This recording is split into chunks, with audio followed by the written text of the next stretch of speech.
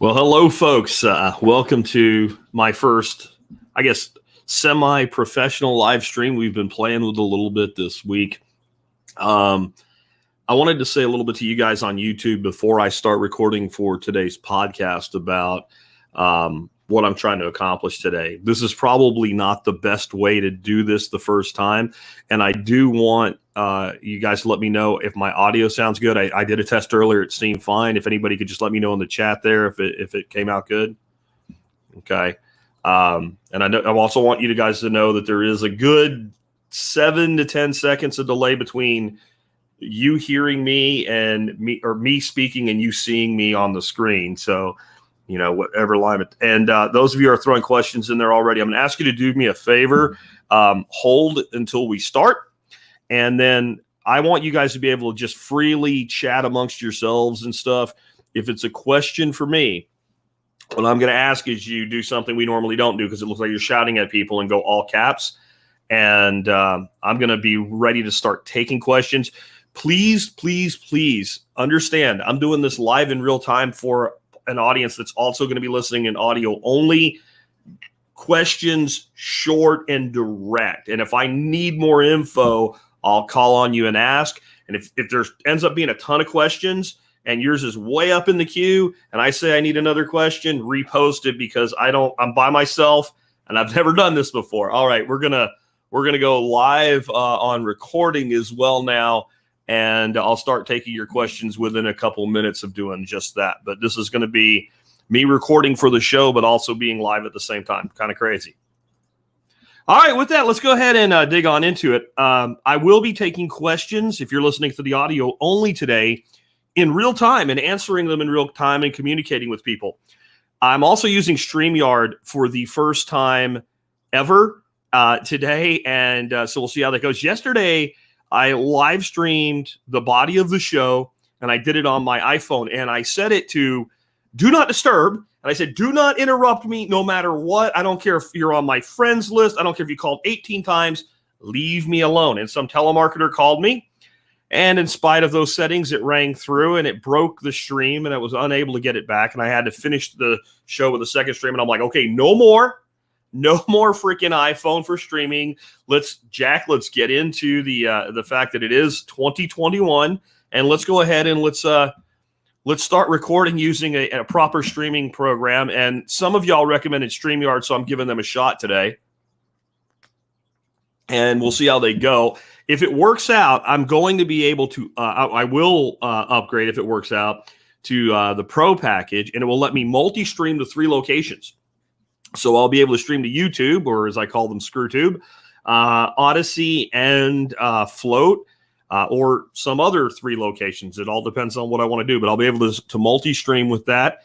And maybe I'll even start doing some of the interviews with guests in this type of format as well, which I think will add something to it. And then the other thing I wanted to add in on this is why I'm doing it is not just for more exposure. Doing it for 2 days in a row now, and I don't know that it's going to be every show that I'm going to do this, but knowing I'm live and interacting with real people, Nick Ferguson is a pain in the ass. Just going to say that to the people in the live stream.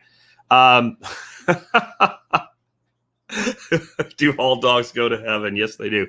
Anyway, having live interaction, I feel like made me better at podcasting the last 2 days. More energy.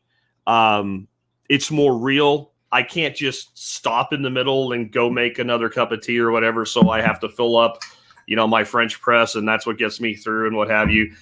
So I just think there's more energy. I think it'll be a better overall experience. And I don't want it to take away from people that just listen on iTunes or Stitcher or whatever. So we'll try to make that work. Future episodes where I'm doing this, I think it'll be pretty transparent or pretty opaque to people listening to the audio only that it's even being done this way, other than I might tell you, so you might want to check it out. All right, so let's start digging into this. And again, doing this alone, I think will have some challenges, but I believe the first question that I saw come up was about guns. What was my favorite gun for home defense, and what is my favorite firearm for carry? And I would definitely say that there's a difference in the overall viewpoint there. I think probably the best all-around home defense weapon is the shotgun. I really do. I'll give you a caveat on that in just a second. But if you have time and the ability to do so, shotguns are fight stoppers. Carbines are as well, but home defense ranges, you don't gain a ton by going to something like an AR. And shotgun has some real advantages, in my opinion, at those short distances. If you watch the YouTube channel Active Self-Defense, you will be surprised, I think, at how many times people take multiple shots from handguns and continue the fight.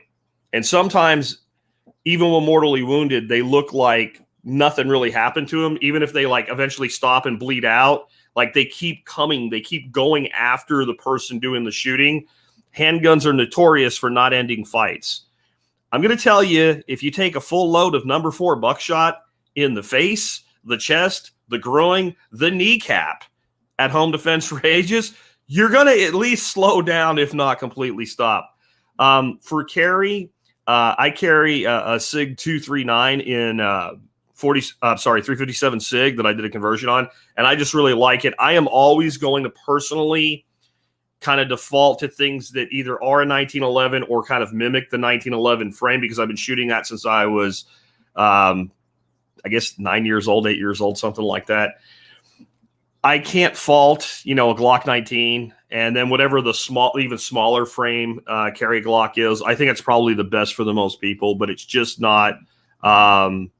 It's just not what I'm going to be doing.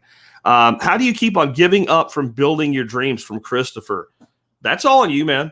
I mean, I wish I had a better answer for you that, you just like some kind of special medicine you could take and then you wouldn't have to worry about giving up. But you have to decide that what you're doing is worth doing. And then you have to go inside and then you have to make it happen. However, there is a place to evaluate if the dream you have is really the dream you want. I mean, we change a lot, and sometimes we have this dream that forms in our head when we're 25, and when we're 35, we're still chasing it, but we've never reassessed whether that's what we really want. And then the other thing you have to really assess is if the dream's right, that's fine, but is the path to the dream the right path, the most expedient path, the best path for you? And I think if you constantly evaluate whether you're actually getting closer to the dream or not, and then instead of saying, well, if I just keep trying, I'll get there, I think if you take that approach, you have a real propensity for burnout, because that does not necessitate determining whether or not you need to make a course correction. If the distance between you and your dream, as time moves, the dream stays the same distance in the future, you're not getting closer to it, you have to be honest with yourself that you're doing something wrong. You're taking the wrong approach, and that you need to do something a little bit differently. And then you need to adjust that. And I think so the way that we don't give up on our dreams is we go into constant evaluation of whether or not we're heading toward them, and we do constant course corrections. And when we make a course correction, we don't do it like, I changed, so now it'll all be all right. We start evaluating that fairly quickly, weeks, months in, is this working? Am I getting there? And I think if you will not give up on a dream if it's something that you really want or willing to sacrifice for, and if it's getting closer. People that give up on dreams, they generally give up because they're doing the wrong thing, so they don't get any closer, so they get tired and they quit. So that's my best answer on that one. Next one. If you're not doing your questions in all caps, folks, I will not probably notice them. Okay, Nick Ferguson has one. Do you see food shortages being a problem this year? Yes. However, some of my fellow YouTube personalities, podcasters, etc., I think have overstated the problem. And this idea that you are not going to be able to buy food at all, I think is a little bit out there. I think we may see some real strain on the food supply, and I don't think it will be necessarily something you see as lack of availability. I think you'll see more limited availability and much higher pricing. I think we have yet to fully realize how short we are on soy and some other grains. I would say probably many of you out there listening to me right now on the live stream, if you have livestock, you're paying more for your feed now than you were a year ago. And I think that is directly applicable to shortages. We feed a non-soy, non-GMO feed that's made up of milo and peanut as its primary body. We're now getting that from a different supplier because the one we had is not being sold locally anymore. We're going to a custom mill that mills it for us, and we're saving a ton that way. It's a 90-minute drive each way, so it's a 3-hour trip, and I didn't have time to do it recently. I put out a thing on Nextdoor, and I had somebody say, hey, I can do that for $100. And we bought, I think, 25 bags, and the price savings was enough that paying that guy $100 was just, it took care of itself. I do think we're going to have some food shortages. I am not anticipating people not being able to procure food at all this year. I really don't. Next, that was from Nick Ferguson. Next is from Moon Sprouts. Where'd that go? It went away. This is difficult. Do you grow your own feed for your poultry and your ducks? I do not grow the bulk of my feed for my livestock. I have started doing more and more to produce some of their feed and thereby reduce that cost that we just mentioned. But obviously, I buy feed since we just bought 25 bags of feed. The number one thing that I've been feeding my ducks this year has been a plant called water hyacinth. And I'm now growing it in almost all of my water systems. And when it's dried out, it has higher protein content than soybean. And they love it. They absolutely love it. It took them a while to accept it, but they love it now. And then the other plant that I've been feeding, I mean, people grow duckweed. I grow some duckweed here and there. It doesn't have a lot of bulk when you harvest it. The ducks certainly love it. That's why they call it duckweed. But I started growing a floating little water fern plant called Azolla. And it's growing much better for me than duckweed does. It's growing faster than duckweed does for me. It fixes nitrogen, so it makes a good mulch in the garden as well. And they love it. I mean, they go ballistic for it.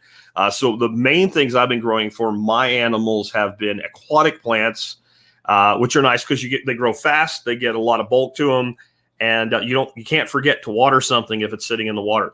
The only other thing that's really worked well for me growing for my animals has been black oil sunflower, which I buy for my wife to feed in bird feeders. But we plant it, well, I should say the squirrels and the birds end up planting it all over the place. And when it gets great big, we just cut the heads off and let it dry. And I'll just throw it and let the chickens pull it off. Or maybe I'll help a little bit for the ducks. But that's about it. If I was doing rabbits or something like that, I would definitely talk to Nick Ferguson about fodder trees, but I'm not doing rabbits. Can you recommend a series? This is from Nick the Greek. Can you recommend a series of books, other resources to understand cryptocurrencies? I can't, because I've never read a book on cryptocurrency in my life. I'm not sure that it's the best medium to learn about cryptocurrencies, other than I would guess the very basics, because the world of cryptocurrency is changing so absolutely constantly. I would say kind of a great way to get your feet wet with understanding cryptocurrency, start with one and start with Bitcoin, because I have another question, beginner guidance for cryptocurrency novices from John. So I'm going to kind of combine those two. The podcasts that I've been enjoying the most as far as articulate guests that really know what's going on is Peter McCormack or something. I don't remember how you say his name, but the show is called What Bitcoin Did. And he's had some amazing guests and some pretty high level stuff on, but he has a whole series of kind of getting started podcasts on his site. And I think that would be a really great resource. If you go to my website, thesurvivalpodcast.com, and use the search function to put getting started with cryptocurrency, I have a whole podcast that's just on that alone as well. It's pretty basic. What I'll warn you about with the What Bitcoin Did guy, he's one of we call them maximalists for Bitcoin. So it's like there's Bitcoin and there's shit coins and there's no in between. And I don't ascribe to that at all myself. but it doesn't mean you can't learn a lot there. And it's the highest quality content that I found on the subject of crypto as a whole, but through the Bitcoin lens so far. And on this kind of a, real-time feedback loop here, I think that's about as good as I can do. And bear with me, guys. Other uses for duckweeds besides just feeding ducks, from John. I don't know, man. I'll tell you what it does is if you have water that has poor water quality and you create a cap of duckweed on it, in a week or so, when you pull that duckweed to the side, it will be crystal clear. It's good at cleaning water quality up, in my opinion. It's good at covering the top of water and keeping it cooler because you're keeping the sun off it, and it'll help keep algae down. I would say it probably makes decent mulch or compost fodder, but Azolla, I think, is better for that. 365 Outdoors. Have you and Stephen Harris reconciled? Absolutely not. I think the man's insane. And I say that in a very, I wish it wasn't true. But I think that, and I really don't want to talk about this very much. I don't want to put the man down, but I'm just going to say that I think he was having some struggles. And I think when COVID hit, it blew the lid off of all things for him. And I think he would do well to get some counseling. And I'm just going to leave it at that. Next up, Third Eye Vision. I live in Central Florida, surrounded by lakes and bodies of fresh water, wondering what I need to consider about water quality when fishing for fish to eat. Is it usually safe to eat for most lakes? That's something that the Fish and Game Department of Florida is actually really good about in your area, about, water quality. Both salt water due to seasonal things like red tides and fresh water, and I would check with them. This is kind of how I view it. Unless there's a specific thing that that's wrong with water, like one of the things I'd say to be very careful with in Florida is like every third apartment complex has these great big beautiful ponds and lakes, and if they're constantly spraying True Green Chemlon and then that's all going into that watershed, I would be concerned about that. So that would be something you can observe whether that's happening or not. Otherwise, unless you know a specific reason, I wouldn't worry too much about eating fish out of, freshwater systems. We have a lake here, for instance, that's polluted with PCBs. I'm not doing that. That's cancer causing long-term, forever half-life stuff. Otherwise, could there be some toxins? Yeah. And you know what? Every time you breathe in and breathe out, you just inhaled like 50,000 toxins. Our bodies have the ability to detoxify, humans in particular. That's why you have a giant liver, what have you. Somebody asked if I was a beekeeper. I don't see that question now, but no, I'm no longer a beekeeper. I played with bees for a while, and I am not going to do that anymore. I've determined that not everybody can do everything, and I think the lesson from that is pick the things that give you the best benefit, that you enjoy doing, that you have time to do, and then, engage in commerce. If I want honey, the guy that was my bee mentor is a great source of honey. I can buy all the honey I want from him, and I'm supporting a local beekeeper that way. And I plant things for the bees and what have you.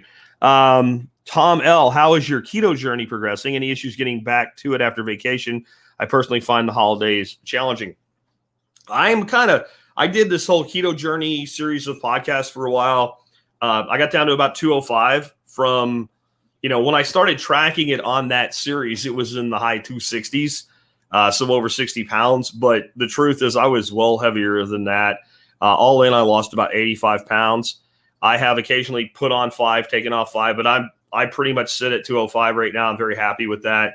The holidays and all, my view is there's times where I just don't worry about it and I eat what I want.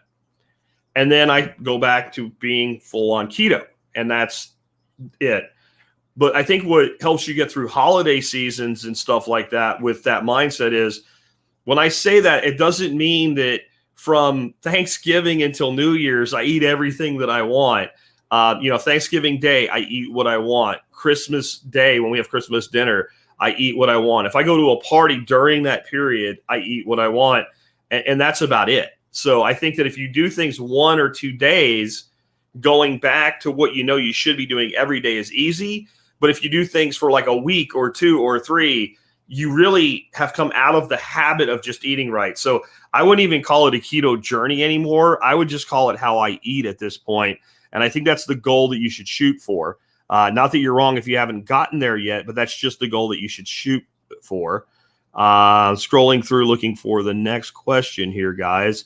Go ahead and give me more questions because I'm scrolling back up really doesn't work well for me here.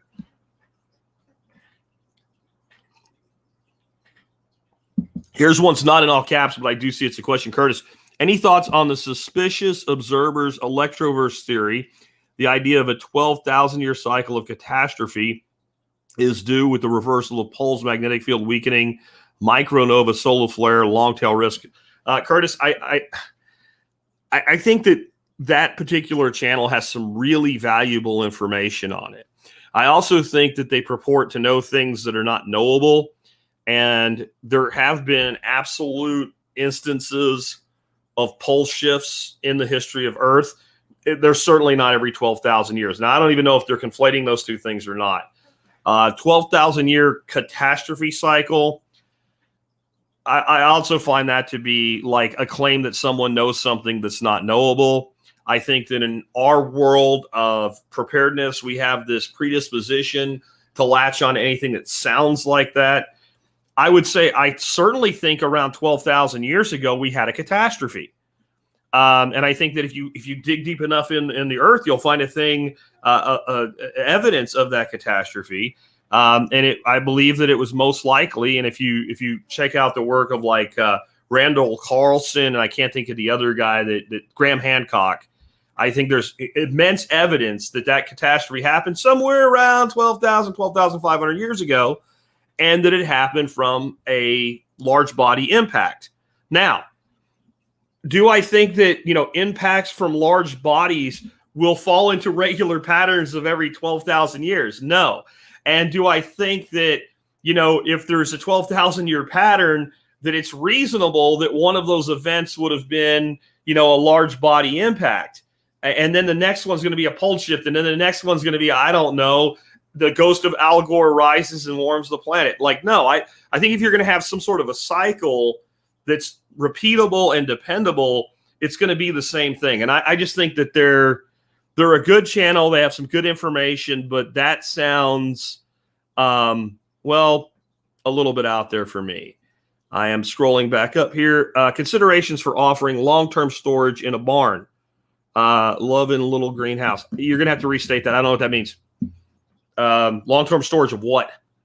So we'll see if we get back to you on that one. What is your ideal prepper fishing setup?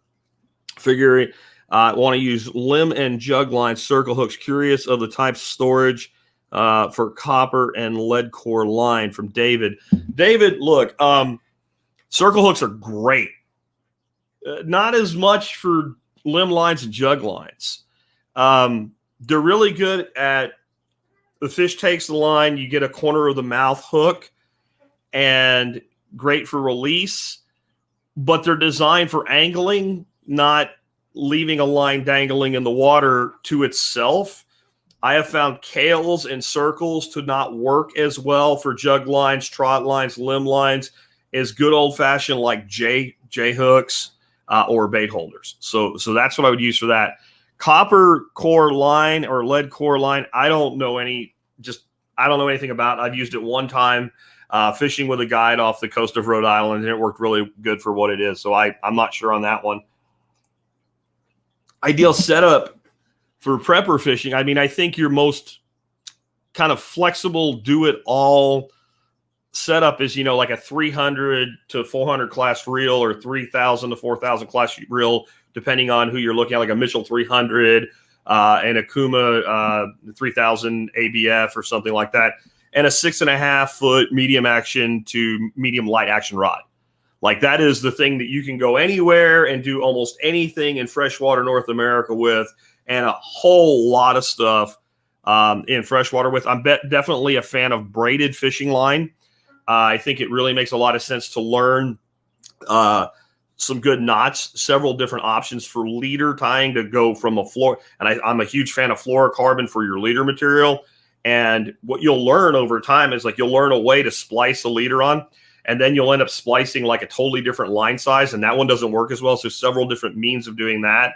As far as, artificials, I personally think the most flexible lure that exists is going to be, you have to have two to get all the flexibility. And one is some sort of a soft body, whether it's a worm, a gets it, a tube lure, something like that, more in your bass realm, and a good old, 3/4 to 1 ounce slab, because you can jig a slab, you can skip a slab, I've even fished slabs top water when they're surfacing white bass. So that's kind of where I'm at with that. For surviving, you're dead on to go with, trot lines, limb lines, etc. It's like trapping for fish. And I mean, your best thing is a net. I know they're illegal in a lot of places, but give me 5 minutes at quite a few places and a few handfuls of chum and a couple throws of a cast net. And if nothing else, we'll be eating fish chowder that night. What restrictions again, guys, please all caps with the questions. It'll make this easier. But Jeff says, what restrictions do you see coming for Americans who choose not to get the jab at the federal, state, and international levels? Well, I think internationally is going to be where you see the greatest number of restrictions. I think there will be nations that you will not be able to travel to. Which ones, I don't know, but I think most of the EU nations will be among them. And I don't know that let me answer the question and then I'll say some mitigating circumstances about it. At the federal level, I don't think that Americans will stand for that restriction for airlines and things like that. I don't see a point where we get to where you can't get on a plane, you can't get on a train, whatever, without a vaccine. But I think it might be vaccine or mask. That said, my wife and I were thinking about doing a train trip and a cruise in Alaska combined. And they are requiring the vaccine right now, but that's not the federal government making that requirement.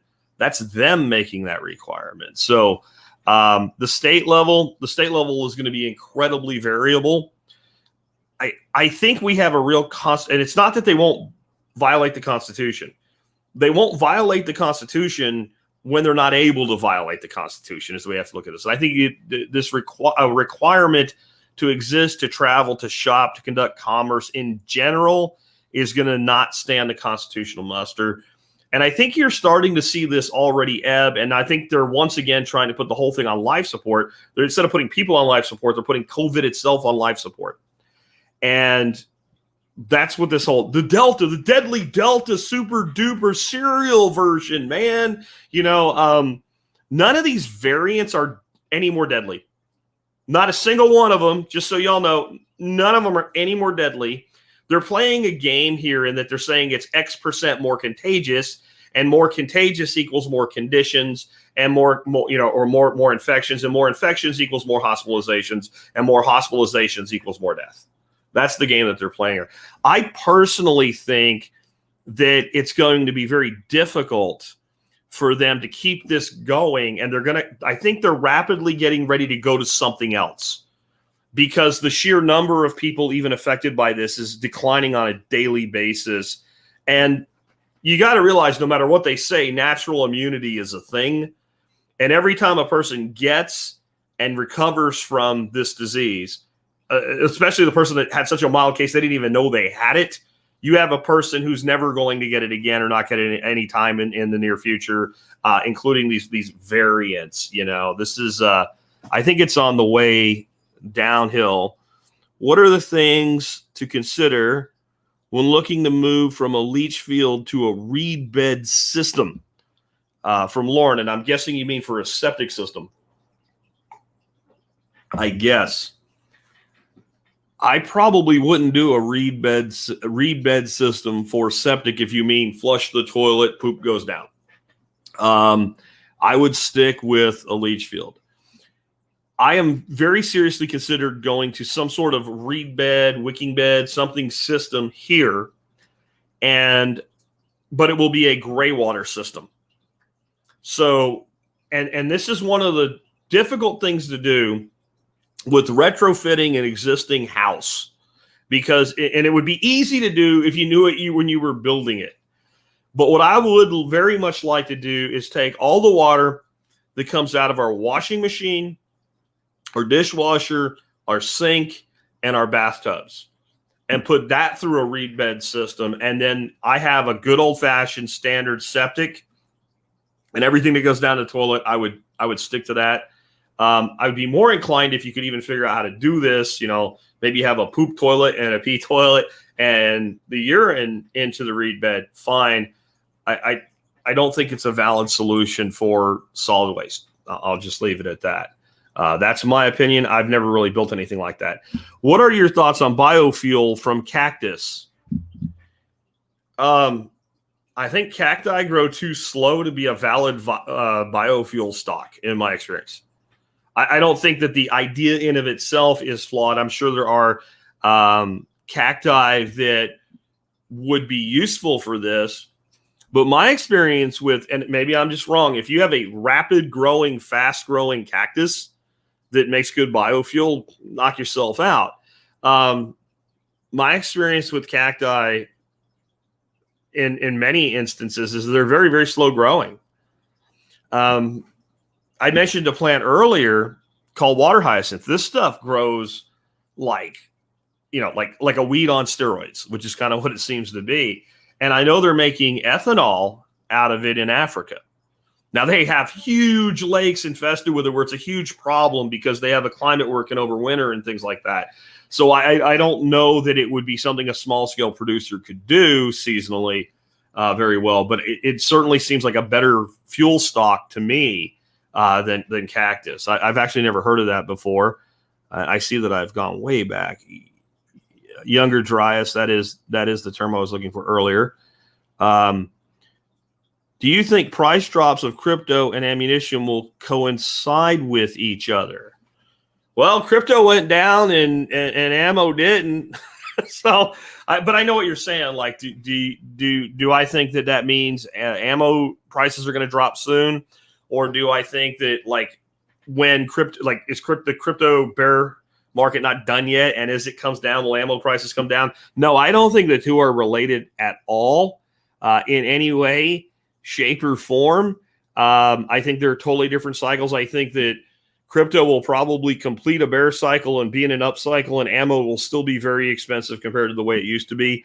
I don't know that ammo will ever come back to sanity at this point, honestly. It was the CEO, I think, of Smith & Wesson recently that just said, don't expect ammo to come back to any kind of sanity level soon, because the demand is just still through the roof. And I would say, if anything, having Democrats in power has traditionally kept high demand for guns and ammunition throughout an administration. I remember when Trump won the election, and that winter, like right around Christmas time, me and a buddy named David went to a gun show, and it was like walking through a funeral. Like, there was just we'd gone to one that summer, and it was like a festival.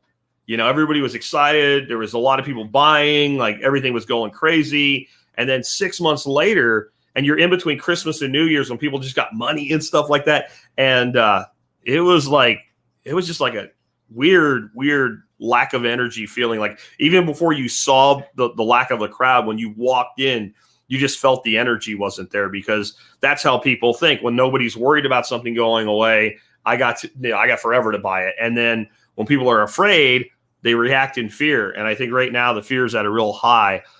My biggest concern right now for people without ammo, I don't have a viable alternative for you. You can get brass, no problem. You can get powder, not much problem. You can get slugs, right? Bullets, not much problem. If you had to, you can get lead and you can cast your own, no problem. What's difficult to procure right now is primers. And so through the years, I've always said, take up reloading, get well equipped, learn how to do it. Even if you put everything away and don't do it much, have the gear. The problem with getting into that now, if you don't already have primers, and especially like small pistol magnum, large rifle, large pistol magnum primers, like those, and small rifle primers, right? So like everything, it is just almost impossible to get in any kind of quantity right now. Moon Spout says, have you heard of Chinese tallow for wax and oil production? I don't know what that is at all. I have no idea what Chinese tallow is and why you would use it for wax production or oil production. Wax production to me means bees. Oil production, is it a plant? Maybe it's a tree. That's ringing true to me now. Chinese tallow, it says Chinese tallow tree. Never, I don't know. It would be certainly something worth looking into. But I have never actually done anything with it. But I have heard about that plant. Ask Nick Ferguson. Maybe he'll give you an answer in the chat section there. And then Joseph said, what are your thoughts on ammo prices and would you recommend getting into reloading? So I think I just covered that one fairly well. Steel Tiger says, become good at throwing knives since we're going to be out of ammo. I'll tell you a couple things in a serious note that I think can be quite valuable for long-term viability, for at least being able to procure meat, right? These are not really great self-defense techniques, but, our forefathers did pretty well feeding themselves with flintlocks, right? And the last time I've checked, you can get flint, you can get, I can't remember, 777, I think is the kind of black powder equivalent fairly easily, and you can get lead. So that would be one thing. Bow and arrow. I prefer to archery hunt over just about all things if I have the time to do it. And, I've taken game at 50, 60 yards with a bow. And I've reused arrows multiple times, and generally, unless they're broken, and the newer arrows are really, really great as far as being able to be used, many times. So looking at other ways you can procure game, also learning the skill of trapping, even if you don't use it, because, there's times when maybe you would need to. I think I'll just leave it at that. Next here. Make your own powder too. I've never done that, but I think certainly learning how to make your own powder, our forefathers certainly knew how to do that.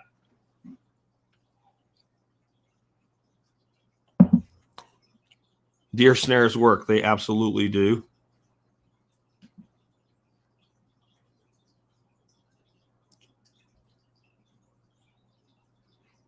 So if you've asked a question, I haven't answered it yet, I'm going to ask you to go ahead and drop it back into the questions again. So next one is, are you aware of Michael Malice? And if so, would you consider inviting Michael Malice to the podcast? If any of you know Mr. Malice, please suggest to him that he fill out a guest form at the Survival Podcast. I have just for the very first time heard him speak. And where did I hear him speak? On What Bitcoin Did. That interview with him actually inspired the show I did earlier this week, answering questions about anarchy. I don't know anything more about Michael than that one interview.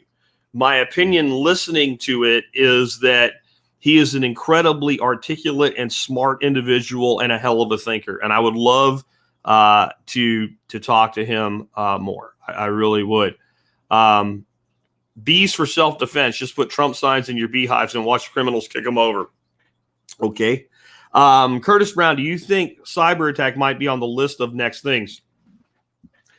I think less cyber attack than we have to worry about a cyber attack. Government will engage in false flag. I believe in that. But I think in general, like, bad stuff happens and then government picks and chooses which ones they want to lather up and have the greatest reaction to. Right now, it feels like the thing that they want to be next is that, like, the biggest problem that we have in the United States is white supremacy. And that's a really nasty scenario. And I'm going to save my thoughts on how bad that could get, because we're early in on whatever it's going to be. And there's a lot of speculation coming out of that right now. And I don't know that it's all helpful. And I don't know how far they can keep carrying this. But if you think about it, this concept of using the term people of color, basically that means everybody, but if you are white, you're in this completely different bucket and you are responsible for oppressing everybody.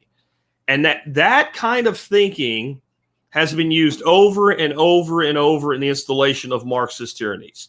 Not necessarily that specific racial divide, but that type of divide. We take one group and make them the bad guys, and somehow people that are part of that group aren't the bad guys. And that's more concerning to me than cyber attacks. I think that the solutions to cyber warfare are largely changes in procedures and systems.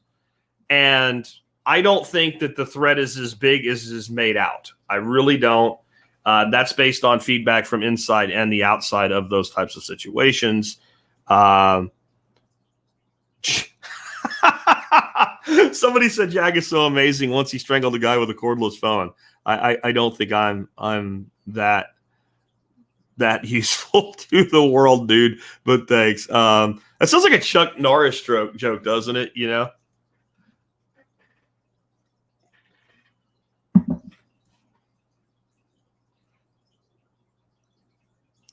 Sorry, guys. I'm just trying to get through here and find questions.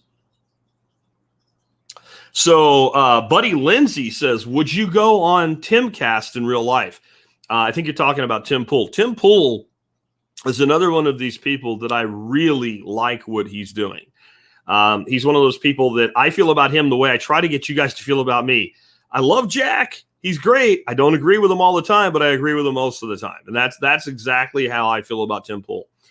If Tim asked me to be on his show, I would say, when do you want me? And as long as the time he wanted me wasn't a time I was like, obligated somewhere else, I would absolutely do it. And I definitely recommend that people check out his show. And I want to point out something about Tim. His show's available, like all my videos are, on Odyssey. And though we are live streaming on YouTube right now, I'm doing it because I reach the most people that way. And I'm still figuring this out. And it works. But I think that we all need to take our viewing habits as much as possible to platforms that protect freedom whenever and wherever we can. So if you're going to check out Tim, subscribe to him on Odyssey. And I am subscribed to Tim Pool on Odyssey on Timcast. And I don't watch all of his stuff, but I mean, I check out like probably one show a week I'll check out on his stuff. And I really do like him. Somebody says when I was talking earlier about the whole, singling out white people is the problem.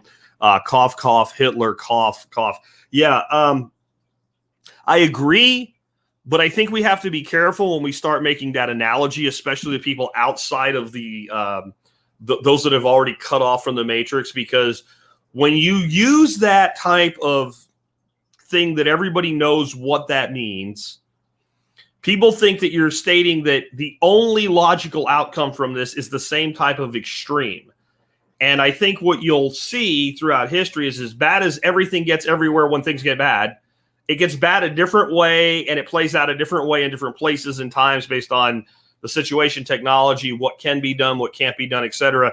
For instance, when the Holocaust happened, you didn't have like 50 million people with guns going, I don't think we're going to let you do that today. Like, that's a dynamic that plays into this, and don't think the people in power don't know it.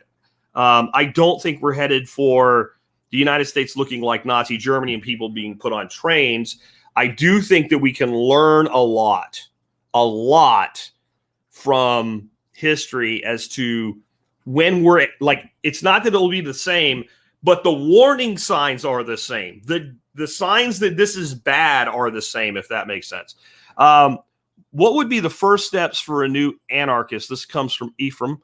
To me, the first steps for somebody who's new to the world of anarchy and considers himself now an anarchist, believing that you do not believe in the legitimacy of the state, is to understand before everything else that decision is personal and it's about you. And it's about you and how you're going to interact with society going forward, about how you're going to choose your path of resistance, etc. And that core to that belief is the belief in personal sovereignty, that you have sovereignty over yourself, your mind, and your body, and no one else does. It is 100% your right to decide what to do with your mind, your body, and the things that you create and build and do in the world. And that even when you say, okay, I don't want to pay tax, but I don't want to go to jail, you're making a decision based on that reality. You've chosen to go, I'm going to give the mugger my wallet so he doesn't stab me in the guts. And since you want that level of freedom and sovereignty in your life, you have no right to take it away from anybody else. And if the other person wants to live with a statist government over them, they also have that right. The conflict comes when they want you to be part of their thing and you don't want to be part of it. And in the reality of the world right now, they outnumber us. And there's no place we can go called Anarchotopia or Agorist Gulch or something like that and just be left alone. They will not leave us alone. So we have to be strategic in how we resist. But if you don't get that down, what will happen is you'll get sucked into debates with people that want to tell you how stupid and retarded you are for being an anarchist, that it'll never work and not everybody's ever going to do it. And you need to understand that you didn't become an anarchist so that you could make the world into an anarcho world. You became an anarchist because it was a moral decision that you made, because you believe that you have that inherent right to sovereignty and that no one has a right to take things from you that you've rightfully acquired against your will. And no one can just have a title or a badge or a bunch of people that say they're in charge and change that. That's why you chose that. You didn't change it as a political movement. And if you can start from there, you'll be able to figure out how all of this works for yourself. If you think that the goal of the anarchist is to turn everybody else into anarchists too, so we can have anarcho-utopia, then you will be nothing but miserable, and you'll either be a miserable, angry anarchist, or you'll give up on being an anarchist. You'll just saying, right? Like that, you can't be an anarcho-evangelist in the stance that you think you need to bring other people into the fold, or you've failed to save them. You can evangelize the concept, but it's really a place where you have to speak to those who are willing to listen, who have open ears and open hearts. You cannot get Messiah complex and try to force it on others. And you have to be okay with the fact that you'll probably never see a world where the dominant system of governance in the world is an anarcho system of governance. And I know that some people would say, how the hell can you have anarcho governance? Because you have rules and you have means of enforcement of said rules. And we have organizations and we work together and we make decisions, but we do not have the ability to go in and force a way of life on others. That's what anarchy is really all about. That's your first step, is understanding that. Do you recommend any DeFi staking platforms? No, I don't. Not because I am inherently against it, but I don't believe in holding my crypto on exchanges. So since I don't hold my crypto on exchanges, I don't hold them in places where I can DeFi stake. So it's not that I think the activity itself is inherently risky. I think holding my crypto on an exchange where somebody else has custodianship of my crypto is not something I want to do right now. So that's why. That's a personal decision. I don't fault you for doing it. Any experience pointers in building a hay house? No. I know quite a bit about straw bale building, and if that's what you mean, I think it's a really valid building technology, but I don't know if it's as good as it's made out to be. He's describing volunteerism. I think you're talking about when I was talking about anarchism, because they're the same thing. They're different words for the same thing. Just real quick, additionally on anarchism, like when you hear all of this, multifaceted argument over what anarchy is, and like is, anarcho-primitivism and anarcho-communism and stuff like that. I think you can have any form of anarchism you want until you tell somebody else what form they have to have. Right? So, and this is the interesting thing, and this is why you know which ideology is more likely to work. If you talk to somebody who would call themselves an anarcho-capitalist, which would be, I guess, one extreme of the anarcho spectrum, and then a group of people that call themselves anarcho-communists, and you say, here's the deal, guys. You guys are diametrically opposed on the way in which you wish to live and the means by which you want to handle resource allocation. So everybody that wants to be an anarcho-capitalist can go live with you guys, and anybody that wants to live on a commune can go live on the commune, and you guys can even trade and buy and sell between each other, but you have to leave each other alone. The anarcho-communists will go, deal. Before you're done explaining it, as soon as you get to the point where you can go do whatever you want and everybody else will leave you do that, and then people voluntarily associate with you, that's all you have to say, and anybody toward the right side of that spectrum is like, deal, done. With very few exceptions, people that are like anarcho-syndicate, anarcho-communist, etc. Well, no, it wouldn't work unless everybody does it. You're not an anarchist then. I don't care how many books you read that say you're an anarchist. You're not an anarchist if you want to tell other people how they have to live when they're not harming you, right? Unless you're resisting someone because they're stealing from you or they're trying to hurt you or trying to steal or hurt from somebody else, you're not an anarchist. You're a statist hiding under a black flag. And most leftist, most, so important. When I say most, you don't hear all. Most left-leaning anarchists are that type of anarchist. The whole concept of anarchy is we freely associate with each other. We agree upon rules, and only the people we've agreed upon those rules with in the area that we control are subject to those rules. And other people over here, until they bother us or start hurting other people, we leave them alone. And anything shallow of that is not anarchy. Have you watched any Larkin Rose videos on YouTube or read his book? A little bit of Larkin.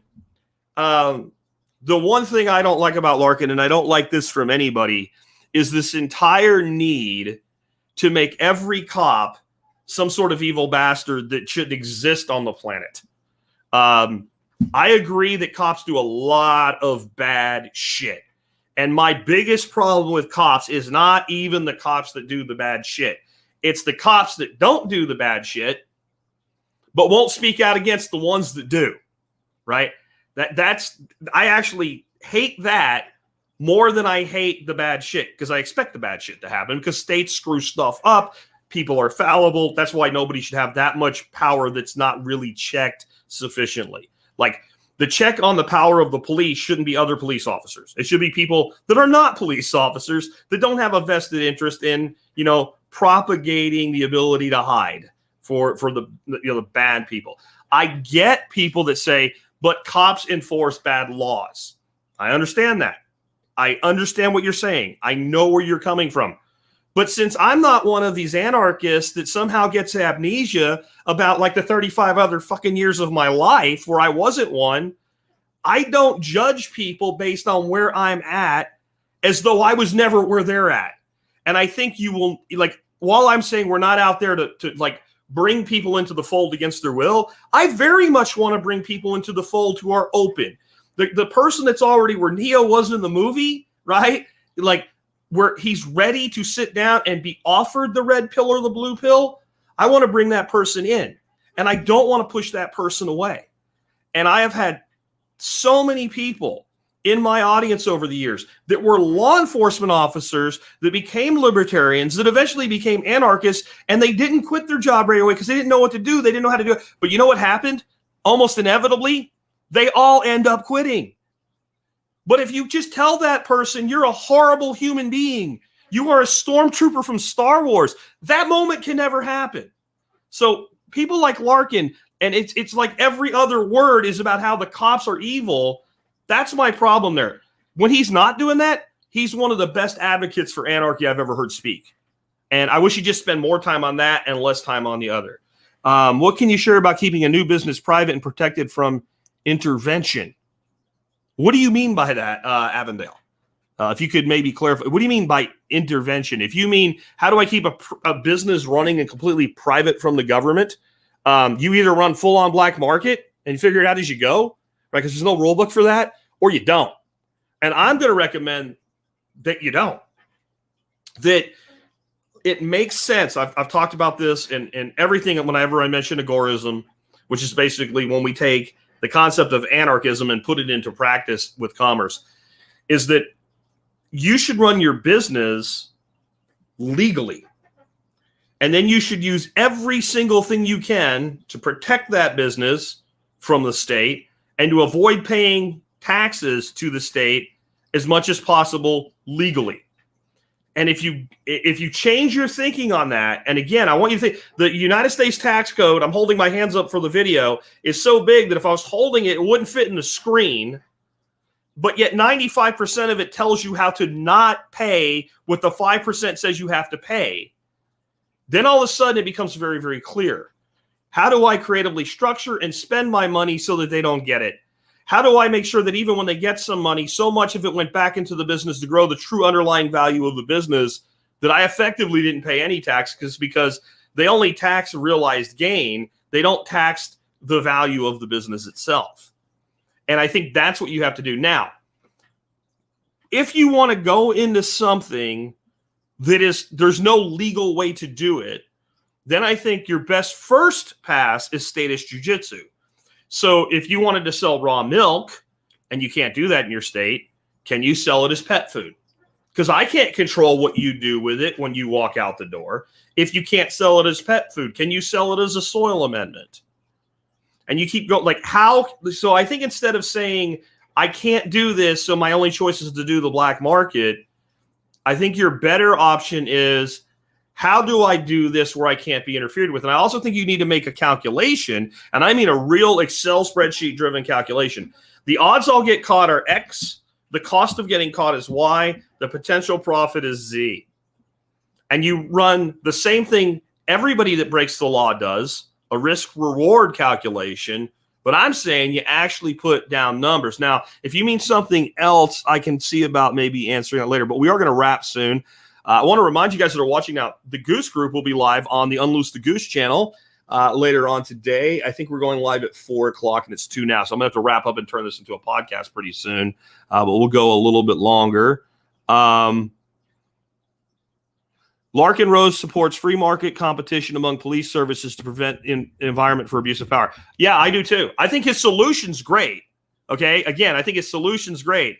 I think talking about police officers like they're the scum of the earth because they wear a uniform is detrimental to everything he's trying to accomplish. That's my opinion. I don't mean to bash the man personally. I'm talking about, does this thing that a person's do work? And I don't think it works well. I don't think it works well at all. And I think it turns off a lot of people that would otherwise be more receptive. Do you see disarmament coming? No, I do not see disarmament coming. I think you'll see a lot of talk about gun control and restrictions and stuff like that.